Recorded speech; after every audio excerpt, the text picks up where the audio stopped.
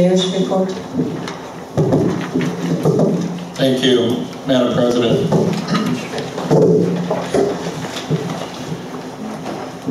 I'd like to ask everyone a question. Is there anyone in this room this evening, ladies, gentlemen, that does not have a credit card in either your wallet or purse? Anyone doesn't have a credit card? One, two, okay. Couple people. All right. I don't want to. I had a analogy I wanted to make because there were some comments made a few meetings back about that the city had borrowed $10 million, which the city did borrow $10 million. I can tell you that when I was first elected in 1987 as a member of City Council, one of the first votes that I had to cast was whether or not we were going to borrow $3 million back then, which nowadays would be like $10 million. And then it wasn't too long after that we were again refinancing all of our debt because interest rates were coming down, they were getting low. So we took all of the past millions of dollars that had been borrowed and the $3 million we borrowed, and we lumped it all together and got a much better, lower interest rate. But through the years, being a member of City Council, either voting or as council president, I can remember many, many, many times when the city of Maple Heights borrowed money. Just like we do, in a sense, if we buy a car, we have a car loan, or if we own a home, we have a mortgage. Or if we go shopping or we go out to eat, we have credit cards or debit cards. It's, credit cards are borrowing money. So, it seemed kind of unfair because, this is such a big amount and it gets people all excited and riled up and it gets them all thinking, where did this $10 million go? Look around, where's $10 million? Well, we did pave about $4 million of that money went to pave streets for asphalt and concrete, along with a lot of new sewers. We did tear down 2 swimming pool rec centers and build a new swimming pool. We did put roofs on the fire stations and on City Hall and on this building, the senior center. We did buy new police cars and rescue squads for the fire department, for the paramedics. We did buy a new backhoe and 3 or 4 new salt trucks and a new hot box for the service department. We did buy some new vehicles also for the service department and for the fire department, some SUVs, some Ford Escapes and Explorers. We even bought some new playground equipment for the children around all of the many city parks we have. There was a lot of things that had been neglected for many, many years that we were forced to take care of. And, you have to decide if you want to, when you're looking at some of these things, pay more in maintenance costs and insurance costs, or maybe eliminating things altogether, or at the time, because our credit rating was very, very good, as were every city's credit rating, and encouraging to borrow money, no one could see or foresee what was coming in the future, the housing crisis, the near crash of Wall Street, the foreclosures around Northeast Ohio, Cuyahoga County particularly, and cities like Maple Heights that got hit really, really hard. So comparing those times to these times is really very, very unfair and not a good comparison. I think if we all want to be honest, there isn't any way we would be borrowing money as of right now today because of this situation we're in. So when there is a statement made like that, like most statements, you need the detail, you need the background, you need just what we did with the money, so that everyone knows when you're driving down Rockside Road or when you're driving down Broadway, we did have to pay some matching funds for those roads. when you're going over the new Granger Bridge, which was $17 million, there was, money that we had to pay to ODOT as part of our match. So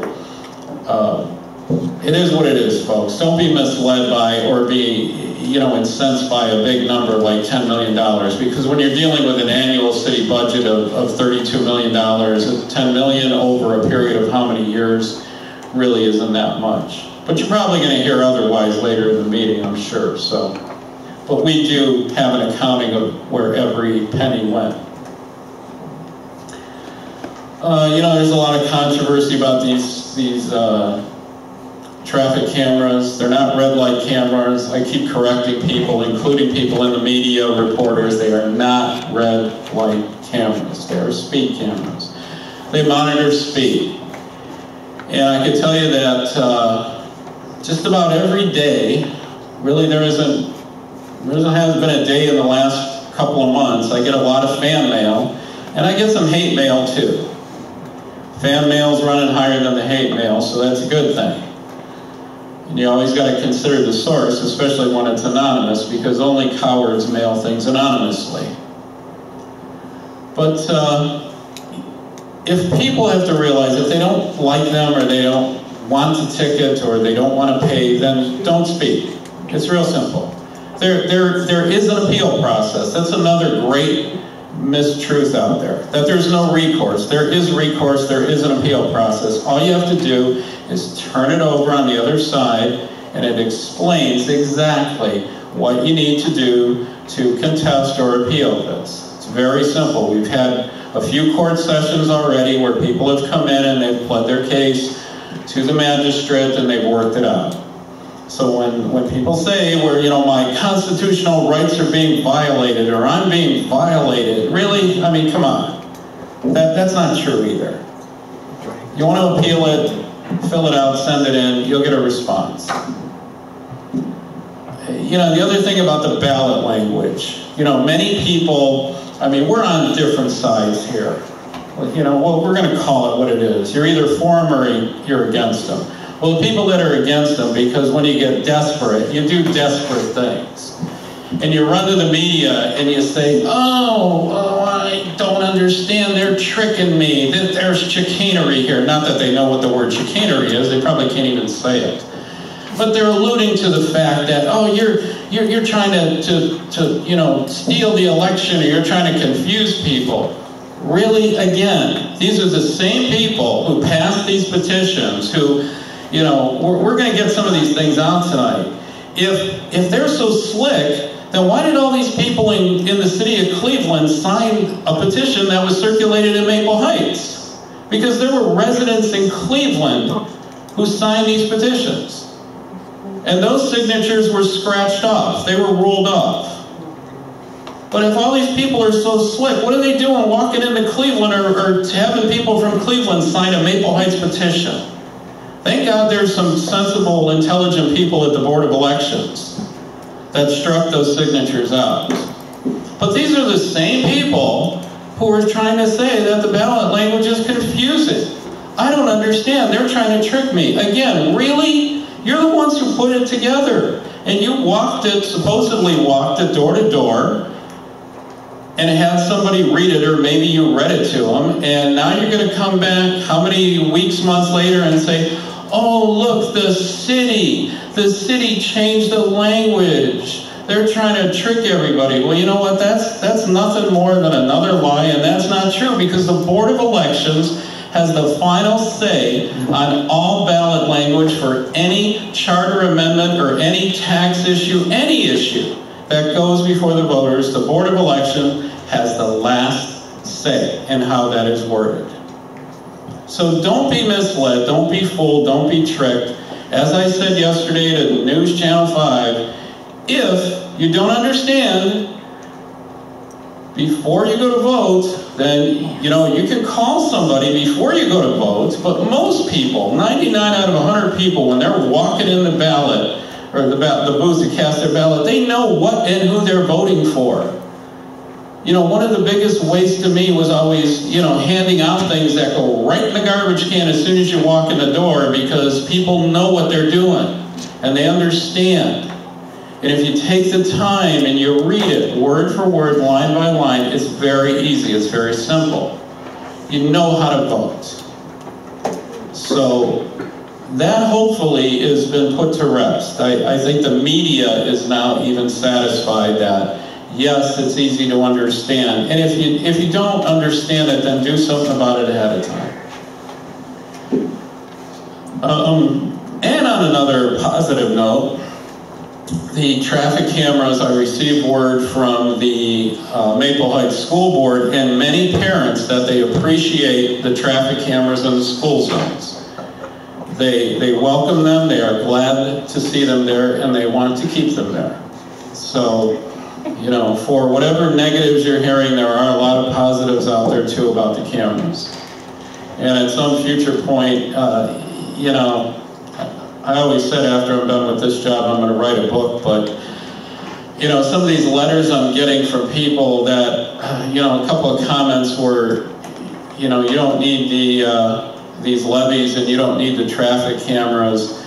And this was enclosed on Cleveland Browns, on a piece of their propaganda. You should call Jimmy Haslam for the money. And he would give the city of Maple Heights the money, because we have the highest taxes in the entire state of Ohio. The entire state of Ohio. And then there was one person who wrote at the end of his rant about the ballot language, and then he finished off by saying, I still don't like LeBron. Okay, so, you know, what's LeBron James got to do with anything? But these are the kind of responses that I'm getting from people. You know, they are so wild and they are so outlandish that they don't even make sense, some of them. But it really has touched or provoked a nerve in a lot of people. And I'll be glad when it's over on that Tuesday in November. Thank you. Thank you, Mayor. Councilwoman Agee, District 7. Good evening. Congratulations, Fire Chief, on your promotion. I'm sorry? Speak into the mic. Can you hear me? I would like to thank Annette Blackwell and her husband for investing in the city. Sunday was their grand opening for First Place Event and Multi-Purpose Center, located at 16536 Broadway Avenue. In my opinion, if issue 56, 57, or 59 fails, it would not only affect the city officials, it may affect everyone that live in Maple Heights, especially those residents who rely on services that the city provides, the senior center for transportation, Meals on Wheels, and the food pantry. Residents, before you vote, remember, we live in Maple Heights, and be proud of where you live. End of report. Thank you, Edwina. Councilman Adams, District 1. Welcome, Chief. I'm sure you enjoy your stay.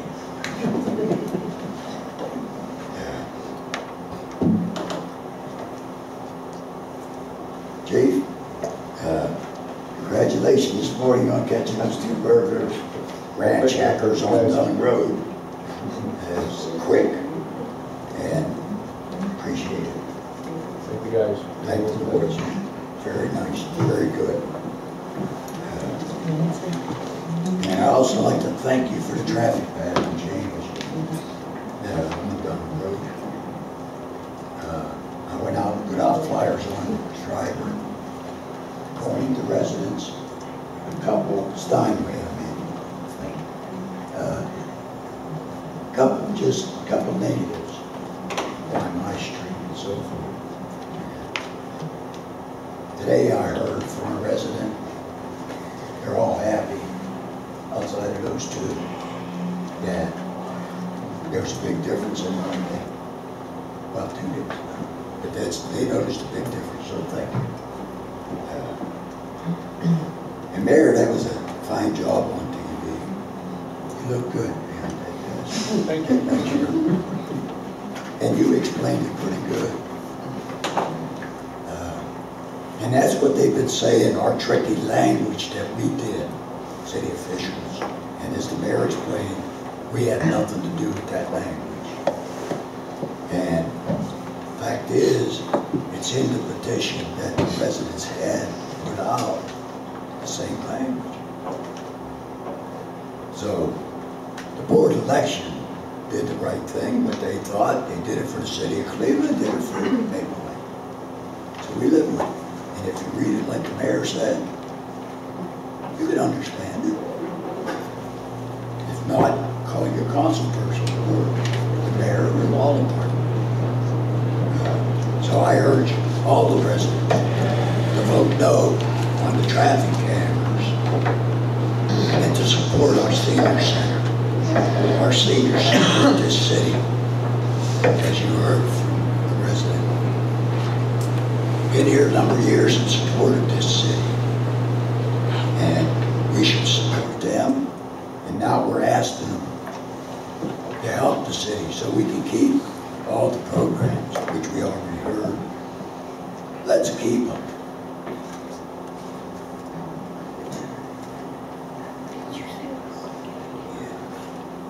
No on the charter amendments. No on the cameras. Wasn't clear about it. But we have to support this city. We have no revenue. We're a bedroom committed community. You try to tell people why our revenue is down. And we heard it a million times. Our revenue against our expenses. And the expenses are coming down every month. If you just would give us a little bit, our finance director, the mayor, and council will be able to get this city back and running and in shape. And we'll all have a beautiful community. So please support issue 56, 57, yes, vote no on camera. I thank you. Thank you, Alex. Councilwoman Jones, District 2. Good evening, everybody. I also would like to... Doesn't sound like it's on. Doesn't sound.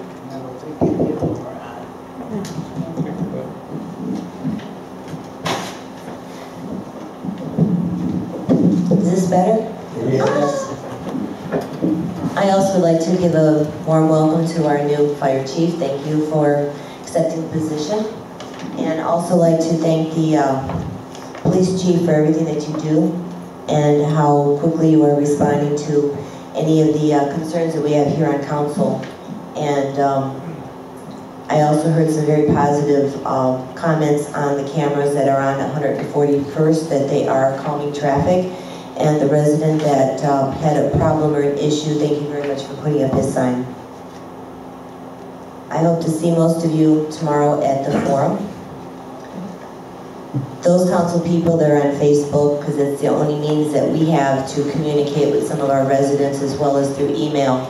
There's been some comments that they want the levies to fail because they want the state to take over because the state put us in this situation. Well, the state kind of did put us in this situation, but if the state takes over, just think about this, and this is going to be my closing statement. The city of East Cleveland was in fiscal emergency for 17 years, and they were underneath the state guidelines. The state actually took over. 17 years, they finally got out, and now they're back in. So tell me, how do you think the state is actually going to cure any of the evils aside from just cutting more of the services that have already been cut, and we're going to have to live with it because it's going to be under state rule. Have a good evening.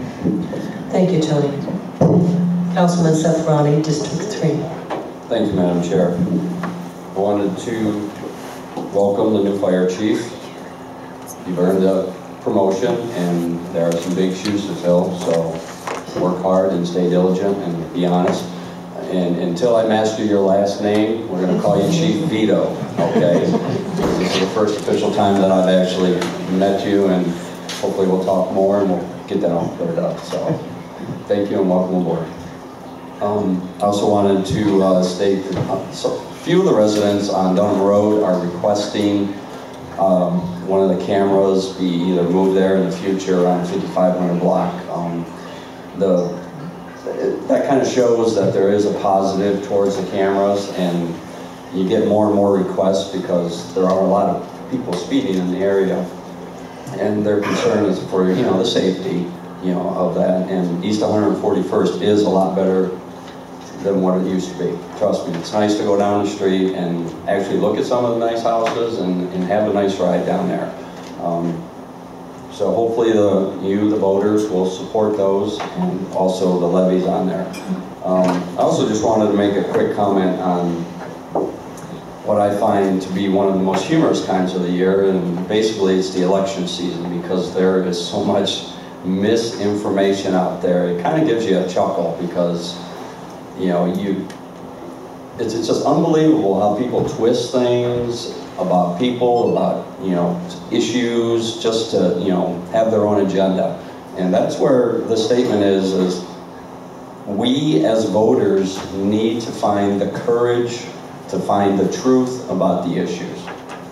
That's our responsibility. That's what you have to do. Your vote. People fought for the right to vote. You need to educate yourself and vote the way you think is best. Right now, I got the absentee ballot 4 weeks ahead of the election. I think that's pretty good for, you know, the time frame there. Ask questions, talk to your neighbors, talk to your friends, whatever, and come up with your own consensus. And you know what? Common sense will always prevail. And that's how I think the residents will vote this time. That common sense will prevail, and we'll be on the positive side. Thank you. And the report. Thank you, Anthony. Councilman Jackson, District 4. Good evening, everybody. Congratulations, Chief Vito. I pray for safety for your men and also for the police chief. This month is National Disability Employment Awareness Month. I mentioned this earlier. On the back table, I put out some flyers. There is a job fair coming up for people with disabilities. There's going to be employers there that are going to be ready to hire people. So if yourself or if you know of anybody who has a physical challenge, grab one of those flyers off the back table.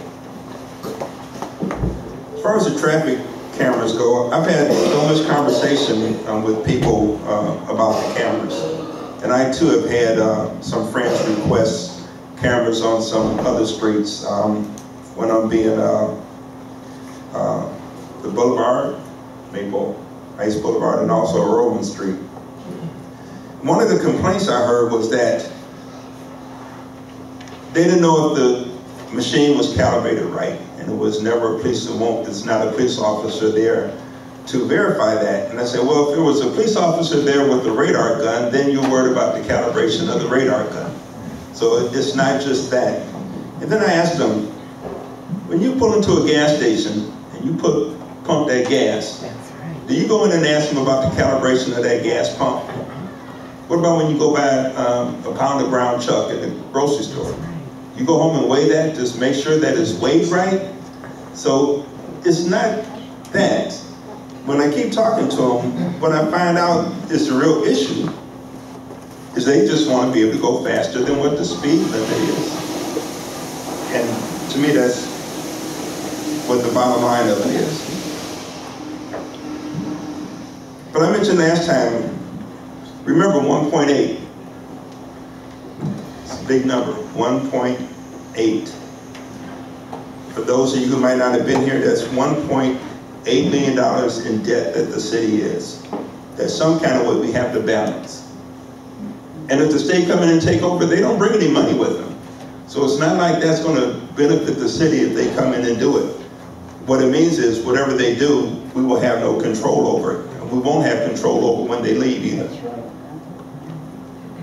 So I got a couple of facts here. The city is in a great amount of debt. Fact. The city is in fiscal watch. Fact. The fire and police departments are at low levels. Fact. Fireworks, the pool, and a lot of other programs have been cut.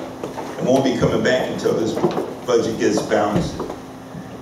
In fact, the city has done a lot of things to try to balance the budget. A lot of employees have been laid off. In fact, our building department is so far behind that the realtors and the banks are getting mad at us because they can't inspect the houses quick enough to sell. Fact, if the city's financial plan if we don't balance this budget, we're going to end up in fiscal emergency and the state will take over. Why anyone who knows these facts will be actively working against the passage of these levies, I don't understand that. Why would you want to live at these low levels? What we need to do is go vote.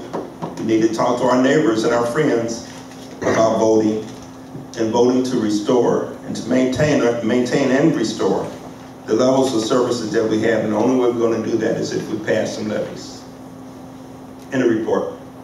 Thank you. Councilman Brownlee, District 5. Thank you, Madam Chair.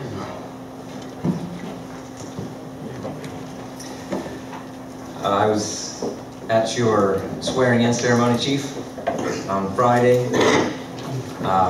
It was good to see how well respected you are among the men in the fire department.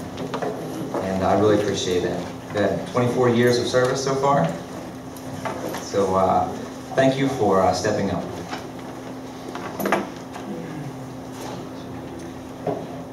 We are in a difficult and complicated situation as a family here in Maple Heights. There are a lot of challenges facing us, different kinds of challenges, financial, leadership, informative challenges. We have social challenges as a city. There's a lot going on. It's not just one thing we can put our finger on. If we happen to believe that if we just pass a levy, we're going to be good, we're only kidding ourselves. You can go back through the history of Maple Heights, back decades, and it's been a lot of the same discussions. Back in the first decade of this century, there was a discussion about shutting down parts of the senior center and its services. This isn't the first time this conversation has come up. So if it's just a matter of passing this next levy, let's not kid ourselves. That's not what's going to fix everything in our city. There's a lot of questions about, are these facts right? Are those facts right? You're hearing these facts, they're wrong, yada, yada. That's why every time I quote something for you, I have the actual original document with me to say it's right here. It's not some special document I made up myself. It's a document right from the city. Like this is a piece of legislation. And it tells the true story. It doesn't lie. It's right here in black and white. As with this document from the city and others that I've used over the past few months to help educate my friends and neighbors. You heard tonight that about the $10 million that was borrowed. It was actually $13 million that was borrowed back a few years ago. $3 or $4 million of it was used to refinance debt. $10 million was spent on purchasing things in the city. Some of it was roads, some of it was other things. A large portion of it, almost $2 million, was to build the pool and to fix playground equipment. So if that was a wise choice, you're free to believe that, but I think history has told us it was not a wise choice. But that's not even the thing that should concern us most. Who remembers what happened at the end of 2007? What happened in America? What was happening in the United States in November, December of 2007? You should remember because it affected everything that you own, everything that you buy. Most notably, it affected your home. The end of 2007 was the beginning of the mortgage crisis, was the beginning of the recession. It lasted for 2 years, through 2009. Do you know when we took out this loan? Right in the middle of the recession. It was said here tonight, no one could foresee. Well, that's true, because it was already happening. No one could foresee the financial crisis. Well, that's right, because it was already upon us. Yet in the middle of it, we chose to extend ourselves, and now it's proved that we've overextended ourselves with that loan. It happens to people all the time. That's why they lost their homes. They overextended themselves. That's what happened. In 2008, May of that year, we took out $13 million in loans. $10 million was new debt. That was a poor choice to make at that point in time. These are the facts of the situation. There are many other poor choices that have been made, and many of them most notably in the past couple of years. We need to stop kidding ourselves that just getting a little bit more money is going to fix our woes, or just waiting for this next levy to pass is going to fix our woes. It's not going to fix our problems. Long before we ever had a financial crisis that happened in 2007 through 9, long before that, this city was having financial trouble. It is not a recent phenomenon to blame on the governor or the county or anything that's happened in the past couple of years. This city has been bereft of a plan, of a vision, of leadership for a long time. That's what brought us to take out a loan at one of the worst times we could have possibly done so. That's what led us to make other decisions like outsourcing the building department. That lack of vision, it's as though we're running around with a fire extinguisher, just trying to attack whatever pops up in front of us, when the whole house is on fire. We need to call 911. We need to step back and analyze the situation and see it for all that it is. There are a lot of things that I wrote down here, things that need to be discussed. They were brought up tonight by other individuals, and they are important. But they can't be addressed here in just a couple of minutes in comments. That's why in August and September, I held meetings to help educate people in the city, or whoever wanted to come, about the traffic cameras and about the financial condition in the city. Because it demands a longer conversation. And if you're going to buy just sound bites, like believe in our city, what does that have to do with anything? Believe in our city? Why should we believe in our city? Does our city make good choices? Is our city going where we want to go? Why should I believe in it? It's just a mantra. It's just a mantra. Believe in our city. It doesn't mean anything. We need more than that. And lastly, this last thing is one of these points that I think really needs clarification. We're talking about state rule. Everyone's terrified, it appears that everyone's terrified of going into financial emergency with the state auditor's office. Terrified of it. They say things like, we'll have no control. That's just not the case. Not at all the case. They don't come in like it's martial law and they take over and they make all of our choices for us and lead us by the hand. That's not at all how it works. If you want to know how it works, I'd be glad to explain it to you. I'd be glad to point you to some footage from a meeting that in which I explained this. There's nothing to be afraid of. In fact, they have tools that we will be able to use, exercise on our behalf to help us. Help us maybe refinance some debt. There are certain funding options. It's just not true some of what you've heard tonight. So don't be terrified of that. It's merely the truth that we don't know how to manage our finances. And we've been unable to for 2-3 years now, completely unable to. And the state has said you're unable to, and if you don't immediately turn around and adjust, we are going to watch more closely what you do. We're not going to take over. We're not going to push you out and make all your decisions for you. But they can come in and help our city. There's nothing to be afraid of. But we need to make sure that we know what is happening. So I do encourage you to look for more information. My wife and I and friends are doing the best we can through Maple Heights News to provide information. All of these documents that I have in front of me are even available there. You can look at the original documents yourselves. So we need other people to help us in that effort. Honestly, we need the city government to do more with their website. Like my wife said to me last night, if City Hall was doing their job with their own website, we wouldn't have to do this. And that's truly the case.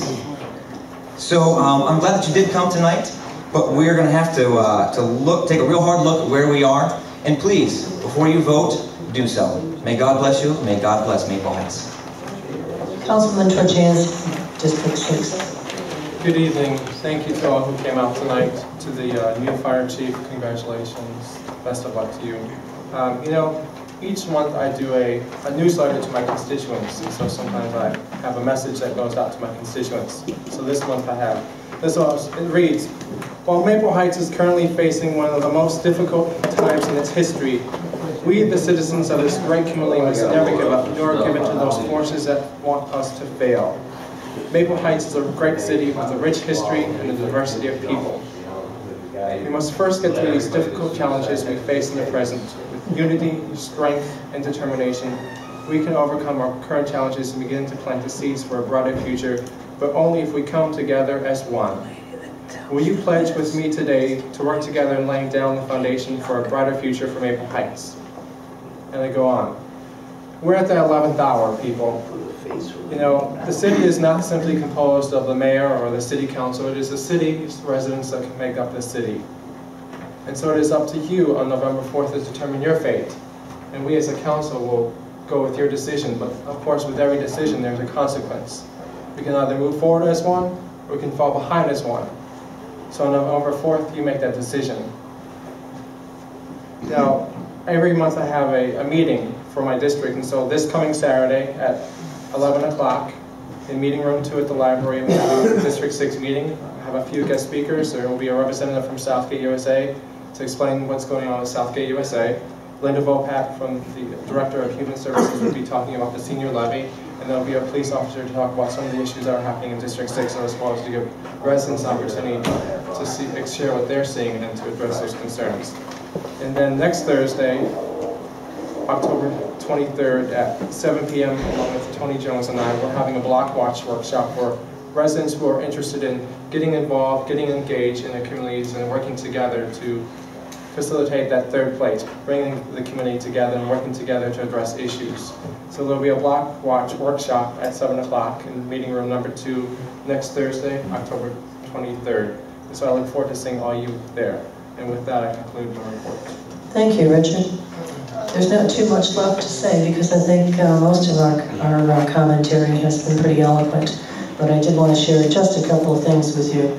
We just got information from our county our county council person, Purnell Jones, who said that they were going to be, that council was going to be voting on the demolition money very soon. That is coming up on the 28th, and he alerted us to get our houses ready, which I thought was pretty good because we've been ready. We have houses left over from last year, and our councilwoman, Tommy Jones, has been actually getting a list together as well. So we're ready for now, just bring it on, vote right. No, not yet. I know it's over 100. It isn't. 84 to be demolished. Those are the ones that we will be turning in. And finally, there's one even on my street, thank goodness.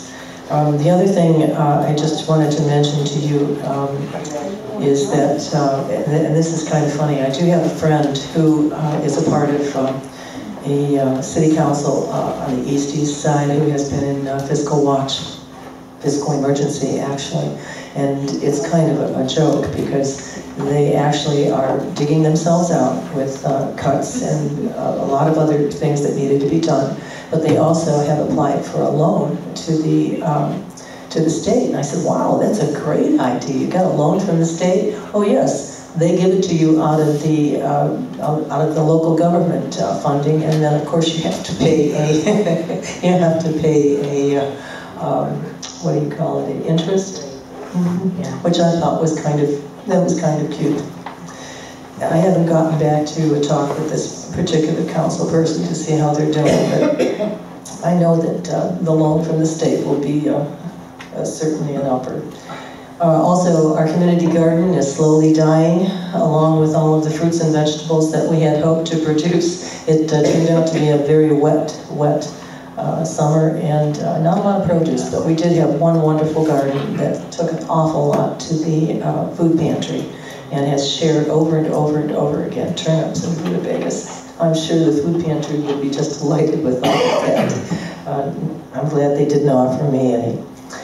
Anyway, that's a very limited report. I think we've all had a lot of interesting facts and information. I'm going to ask you to talk one-on-one. Talk to your neighbors, talk, I mean, even if they're negative, just talk. Make them aware that we do have things on the ballot. Some folks don't even know yet.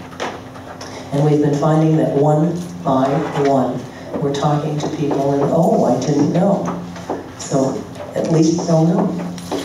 And with that, no further business coming before this council. This meeting is adjourned at 8:15. Thank you for coming.